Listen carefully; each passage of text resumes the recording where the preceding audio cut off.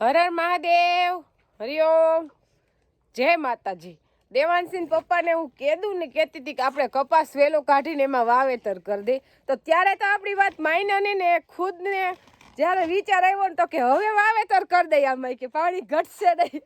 નકર મેં તો કેટલા દિવસ પહેલાં કીધું હતું કે કપાસમાં કાંઈક વાવી દો, પણ આમ જોતાં ભગવાન કરે સારું કરે, કારણ કે તે દિવસે વાવવાનું પ્લાન કર્યું ને ઉતાવળ કરી હોત તો હું ડીંડવા ઝાઝા તોડવા પડત, અને અત્યારે એકદમ પાકી ગયો છે એટલે એટલી બધી પાછળ ઉપાધિ નથી એમ.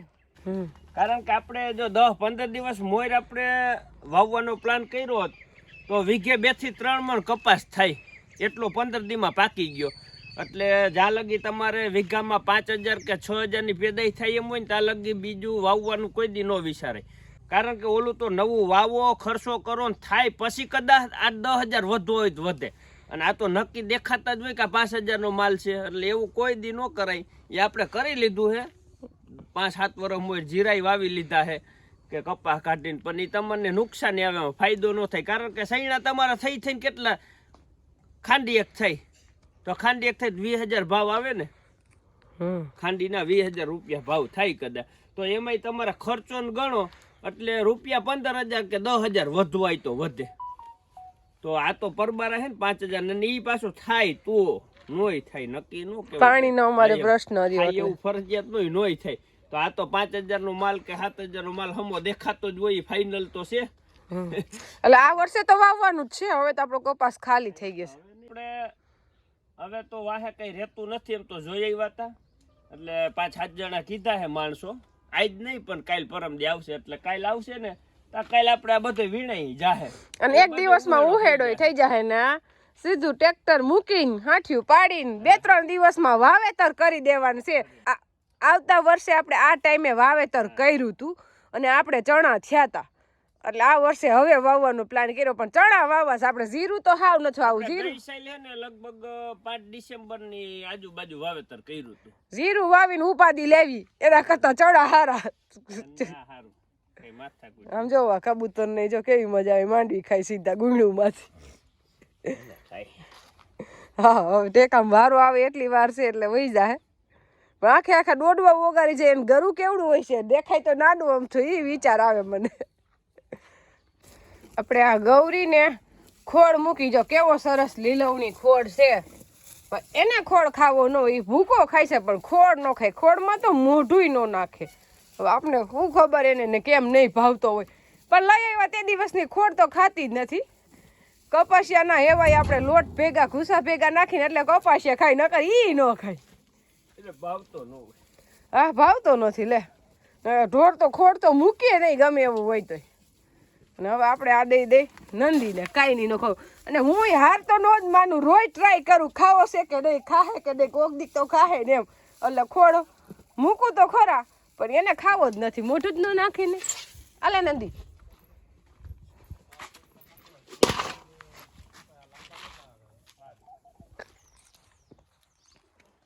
જો આપણે ઓલા ભાગમાં તો કાલ બેક્ટેરિયા નાખી દીધા અને પાણી આપી દીધું, અને હવે છે આ ભાગનો વારો. એટલે આમાં આગળ આપણે ટાઇકોડરમાં જે બેક્ટેરિયા છે સફેદ ફૂગના, એ નાખતા જાઉં અને વાહે પાણી પાતા જાઉં. અને આ ભેગી એક્ટિવેટર પડી કે હવે માઇક્રોબિલ એક્ટિવેટી પડી કે, એટલે ખબર નથી, પણ મારો એવો અંદાજ છે કે આ એક જાતની ફૂગ જ હશે. કારણ કે આ એક્ટિવ થાય ફૂગ, આ બેક્ટેરિયા એક્ટિવ થાય એટલે એને પરબારો ખોરાક જોઈ, એટલે એક જાતની સફેદ ફૂગના જ બેક્ટેરિયા છે, એટલે ખોરાક એને પરબારો મળી જાય એટલે પરબાર એ હાલતા થઈ જાય, તો એને જમીનમાં જે ફૂગ હોય ને ખાવા મળી જાય, એવું હું અંદાજ માનું આમાં. એટલે અત્યારે આપણે મિક્સ કરી આગળ નાખતા જાઉં અને વાહે પાણી વહેતું કરી દેવું. અને આપણે જે આ છે એ ધૂળમાં જ મિક્સ કરવાના છે, કારણ કે કાં રેતી હોય ધૂળ હોય ગમે એક વસ્તુ હાલે. જો આવી રીતે આપણે પાવડા ખાપી દેવું,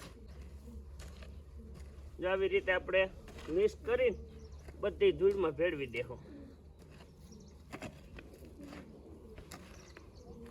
હજી 2 પંપ દવાના બાકી છે, એ હમણાં મારી દઈને. આમાં આવી રીતના બધું એકાયરે કામ કરવાનું થાય ને તો ખેંચ પડે. પાણી વાળવું, બેક્ટેરિયા છાંટવા કે દવા પાવી, દવા છાંટવી એમ. હવે આપણે ચાલુ થઈ ગયું છે પાણી ને 4 નાકા તો પી ગયા છે. ટ્રેક્ટર રાખ્યું છે ને એટલે જો નાકા જમાવટ લઈ ગયા. ટ્રેક્ટરમાં આ ફાયદો. બળદ કોઈને રાખવા નથી અને પછી પાણી વાળવા ટાણે ને એમ સાંભળે કે આવું ટ્રેક્ટર રાખ્યું છે એટલે આવી રીતના થાય એમ. ટ્રેક્ટર રાખીને તો રહી જાય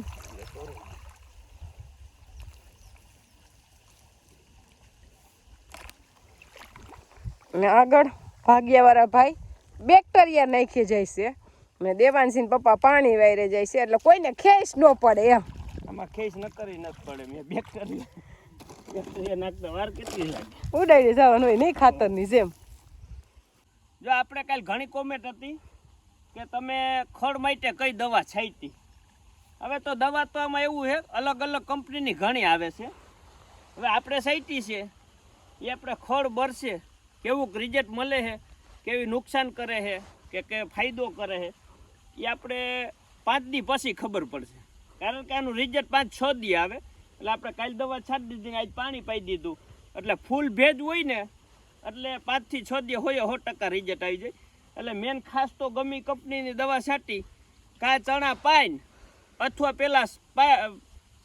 પહેલાં દવા છાંટીને બીજે દી પાઈ દે એટલે ભેજ પૂરો મળી જાય. પણ આપણે જો અગાઉ કહી દઈ કે આ દવા છાંટી અને કદાચ ને ન બરે તો એમ થાય કે તમે કીધું તું ને અમે છાંટી. એટલે અમે કોઈને કહેતા નથી દવા છાંટવાનું, કારણ કે આ બધી જોખમ છે અને અમને અનુભવાય નથી. આ પહેલી ફરે છે, આપણે કાંઈ અનુભવ નથી એટલે નહીં કદાચ સૈણાને નુકસાન કરે હા અને ખડને નોય કરે. આમાં કઈ નક્કી ન હોય, એ બધું છે ખબર પડે. એટલે અમે દવા કઈ છે એ કીધું જ નથી. એનું કારણ એ છે કે આપણે રિસ્ક લેવાય પણ હામી પાછી બધાને એવી સલાહ ન દેવાય. એટલે દવા છે ને જોખમ છે, જરૂર વિનાનું કોઈને પાટે ન ચડાવે. એટલે આપણે ખુદને અનુભવ નથી એ વસ્તુને આપણે કોઈને સલાહ દઈ ન શકીએ. અને અમારે તો ફરજિયાત જ છે. જો એમાં કઈ ઘટે આમાં કોઈ બીજો ઓપ્શન જ નથી દવા સિવાય. એટલે સણાને લગભગ અસર નહીં જ કરે. ઓલા સણાને આપણે કાલે દવાઈ છટાઈ ગઈ છે ને પાછું પાણી મળી ગયું છે, કાંઈ સેજે કલરમાં ફેર નથી. એમ ચણાને અસર ન કરે તો અમે કદાચ ખડ નહીં ન કરે. એ નક્કી નથી એટલે જ કીધું નથી આપણે એમ. ચણાને અસર ન કરે કદાચ ખડ નહીં ન કરે એમ. આપણે પાણી વાળી ઈ શેડે છે આપણે તુવેર. એટલે તુવેર પસાટે તો આપણે દવા છાંટવા કે ખાતર નાખવા કે નીકળી શકી એમ નથી, એવી થઈ ગઈ છે. દેવાનસિંહ પપ્પા સિંગું જોવે છે પણ સિંગું પસાટે તો જો કેવી થઈ ગઈ છે. હા રે અહીંયા લુરખા શું નથી. એટલે પસાટે તો સિંગું આવી ગઈ છે ને. દાણા હજી એવા બધા નથી ભરાણા કે આપણે શાક બનાવી શકી. નકર તો લીલી તુવેરનું શાક સરસ થાય. થઈ ગયા હા, અમુક છોડવા હું વેલી ફાલ આવી ગયો હોય. આ જોજી જો સિંગ કેટલી છે સિંગ. ના ના હારી જ છે તુવેર તો. આ ધરી જ ગયા આખી જોતી નથી. આમાં તો નીકળવાતું જ નથી.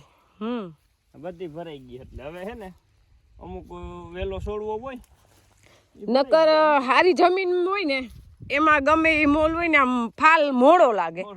અને આ તુવેરમાં હારી જમીનમાં વેલી સિંગું ને બધું થઈ ગયું એમ.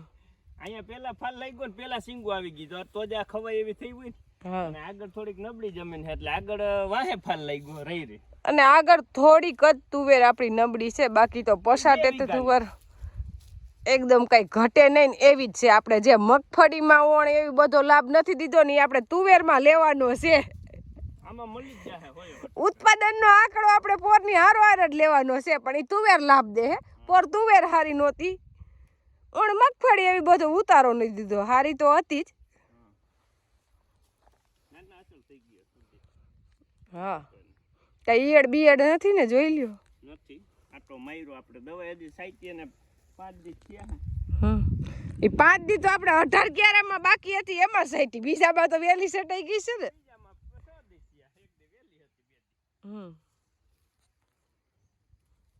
જોશે રોંઢાના 4. એટલે દેવાનસિંહ પપ્પાને કીધું આપણે બપોર પછીનું કામ શું કરશું. પણ જો કામ તો આપણે વાડીએ આવીને તો એટલું કામ તો મળી જ જાય, પણ કામ કરવું હોય તો અને જો ઘેરે બેઠા રહી તો કંઈ કામ થવાનું જ નથી. એટલે લસણમાં આપણે લસણ ઉગ્યું છે કે નહીં એ ખબર ન પડે ને એવું તો ખડ થયું છે. એટલે આમ પણ ઉકલે એવું છે નીંદવું. એટલે જો હવે આપણે થોડોક ક્યારે તો કાલે હું એના પપ્પા કંડોળા દવા લેવા ગયા હતા ને એટલે નીંદો તો ને હજી થોડોક બાકી છે. એટલે અત્યારે કલાક નીંદશું ને જેટલું નીંદાય એટલું એવું નથી કે આજ નીંદી જ નાખવું.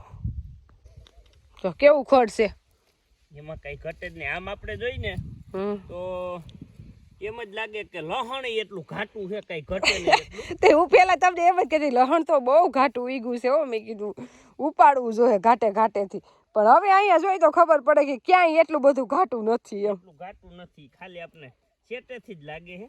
એટલે આટલું ખડ કેમ થયું છે? આપણે દેશી ખાતર ભર્યું ને એટલે. હા, બાકી ખડ ઘાટું છે, ખડ છે નહીં ને એવું જો. હા, પણ આમ લહણ પારવું છે ને એટલે નીંદવું ઉકલે એવું છે. દાંતેણી હાલે એવું મેન વસ્તુ. આમ જો આ દાંતેણી આમ ખાલે છે ને, હા આમ દાંતેણી હાલે. બા કહેતા ને કે ગોડવું પડે લહણ એટલે ગોડાઈ જાય. હજી તો કઈ ગોડવાની જરૂર નથી. તો હજી તો વાર છે. ગાંઠિયા મને ખાવા હે ગાંઠિયા થાય ને તય ગોડવાનું. આપણે ગોડવા ચાલુ જ રાખશું અત્યારથી જ, કારણ કે જગ્યા છે એટલે આપણે સાથે એક જ રાખવું જોઈએ. હા, દાંતેડી હોય. હવે આપણે આવી ગયા ટમેટા લેવા. ટમેટા ગોતવાનું કામ દેવાંશીન પપ્પાનું. એટલે અત્યારે તો આજ તો ડોલ નહીં ભરાય એટલા જ ઉતરશે ને. ઓલી ડોલ આપણે જે ભરીને ગયા હતા ને 2-3-4 દિવસ પહેલા એની ઘાસરી બનાવી, પણ હજી ઘાસરી હુકાણી નથી. થોડીક બાએ હુકાઈને લઈ આવ્યા હતા હુકાણીને તૈરી. એટલે એકદમ કોઠીબાની કાસરી સાઈડમાં રહી જાય એવી સરસ, પણ જે ખાટું ખાતા હોય ને એના માટે. એમાં કઈ ઘટે નહીં. મેં ખાધી હતી ને પોલી ને એવી સરસ થાય. એટલે આપણે ટમેટાની કાચરી વેચવા ન બનાવી કઈ નહીં, પણ ઘર માટે તો બનાવી જ છે. એમાં કઈ ઘટે જ નહીં, એવી હતી સ્વાદમાં. આપણે કોઠીંબા કરતા સરસ લઈ ગયો.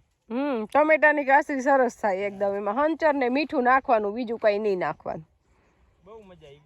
અને જે અહીંયા છે ને વાવેલ એટલા છોડવા મિરચી એકદમ તીખી હોય. ઈ આપણે જે પાણીપુરીનું પાણી બનાવીને ઈ, પણ આપણે જે આ વાડીએ લોકો રે ને એ આ મિરચી જ અત્યારે શાકમાં નાખીને ખાઈ. કેટલું તીખું ખાતા હશે. આ મિરચી લીલી ચટણી લાલ ચટણી અત્યારે ન નાખે, આ મિરચી વાટીને શાકમાં નાખે. એટલું તીખું ખાય. આપણે એટલું તીખું ન ખાઈ શકીએ. અને હવે ટમેટાનો પાક પડ્યો છે એટલે પાકે જ રાખશે. પણ ટમેટી બધી નમી ગઈ છે.